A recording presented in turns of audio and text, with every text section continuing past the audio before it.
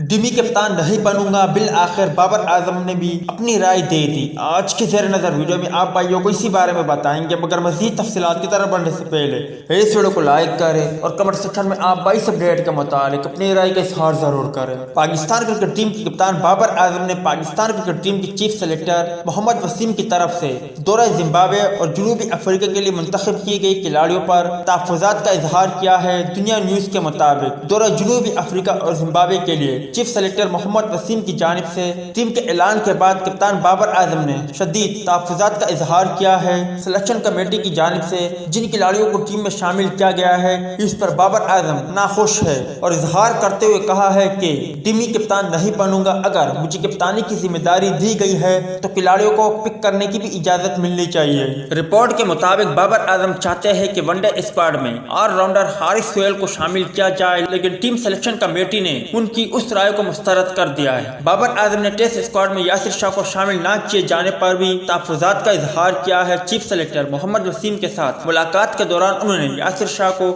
Team میں شامل کیے جانے پر زور دیا تھا۔ قومی ٹیم کے کپتان بابر اعظم نے چیف سلیکٹر محمد وسیم سے متعدد بار رابطہ کیا، تاہم ان سے رابطہ نہ ہو سکا اور ٹیم کا اعلان کر دیا گیا۔ جبکہ اس کے علاوہ بابر اعظم نے PSL 6 میں شاہ نواز دانی کو کارکردگی کی بنیاد پر ٹیم میں شامل کیے جانے پر بھی ناراضگی کا اظہار کرتے ہوئے کہا ہے کہ فاسٹ بالر کو اتنی جلدی ٹیم میں نہیں لایا جانا چاہیے، اس کے لیے فاسٹ بالر کو متواتر ڈومیسٹک فارمیٹ میں کرکٹ کھیلنی چاہیے۔ PSL کی بنیاد پر بالر کو ٹیم میں لانا ٹھیک نہیں ہے۔ قومی ٹیم کے کپتان نے محمد وسیم جونیئر کو بھی وقت سے پہلے ٹیم میں شامل کیے جانے پر حیرانگی کا اظہار کیا اور کہا کہ آل راؤنڈر قومی ٹیم کا بڑا ٹیلنٹ ہے، لیکن انہیں جلد از جلد ٹیم میں نہ لایا جائے۔ نسیم شاہ اس کی بہترین مثال ہے۔